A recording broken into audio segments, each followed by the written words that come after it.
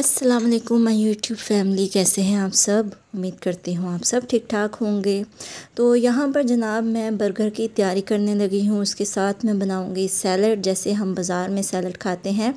तो यहाँ पर मैंने एक एप्पल लिया है और थोड़ी सी मैकरोनी जो है उसको मैंने बॉयल कर लिया है बग़ैर नमक के।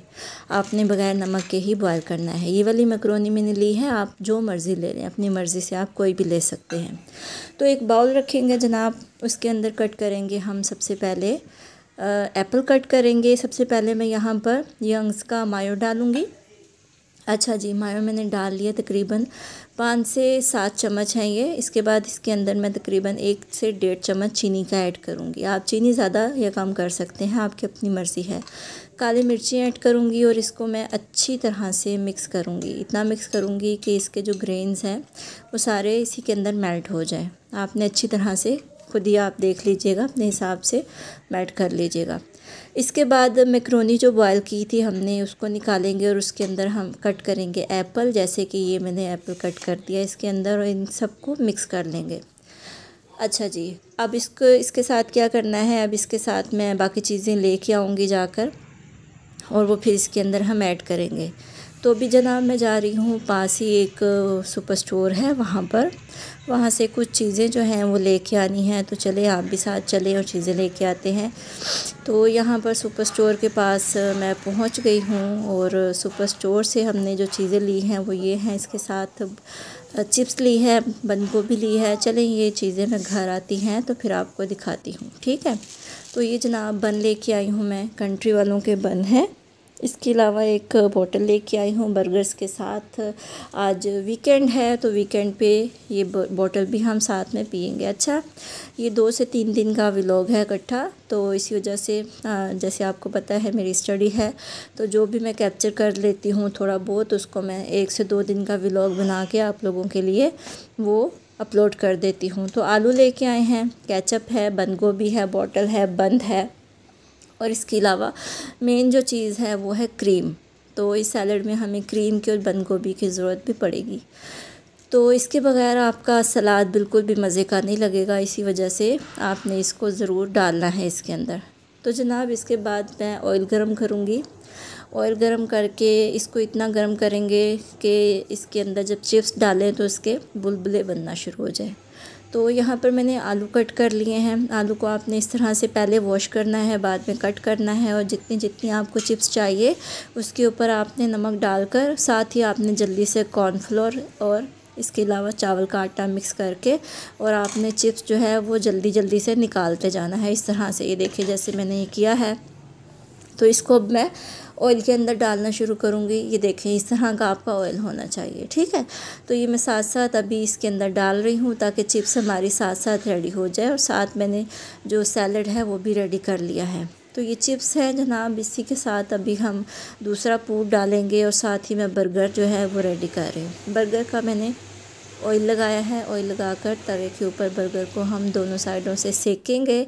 सेकने के बाद एक साइड पर मायो डालूँगी, एक साइड पर मैं केनन्स का बर्गर पैटी रखूँगी और उसके ऊपर मैं केचप ऐड करूँगी। आपकी मर्ज़ी है, आप प्याज, टमाटर और आइसबर्ग का पत्ता जो मर्ज़ी आप लगा सकते हैं, लेकिन मैंने सिंपल सा इस तरह बनाया है क्योंकि हैवी वाली सलाद है साथ में और साथ में चिप्स हैं। इस वजह से बर्गर को इतना लोडेड नहीं किया मैंने चीज़ें डालकर, क्योंकि हर चीज़ फिर टू मच हो जानी थी।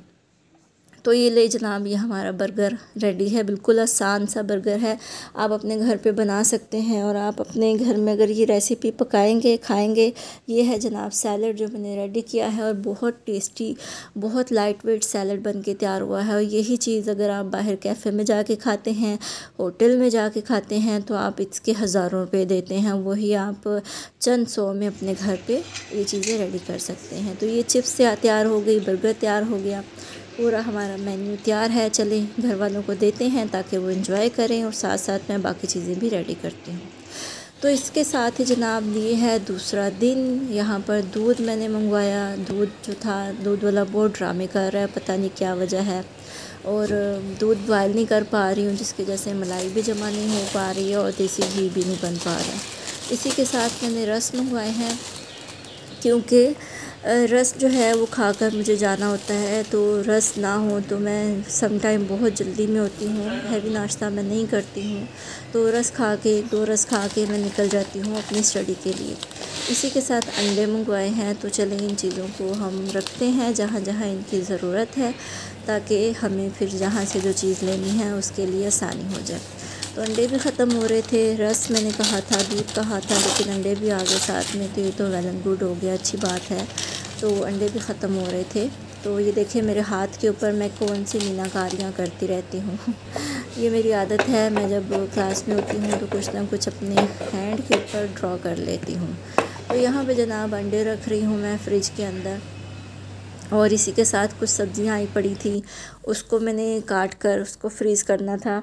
और इसके अलावा भिंडी थी, भिंडी जो थी वो मैंने आज पकाई है। और गाजरें जो है वो काट के मैंने फ्रीज़ कर दी हैं, क्योंकि गाजरें भी 2 से 3 दिन अगर पड़ी रहें तो ख़राब हो जाती हैं। तो ये देखिए गाजरें यहाँ पर मैंने काट ली हैं, इस तरह से इसको मैंने काटा है। इसके बाद इसको मैं एक शॉपर में डालूँगी और इसको मैं फ्रीज़ कर दूँगी। तो जनाब यहाँ पर मैंने अपनी जो है वो खाने की तैयारी शुरू की है।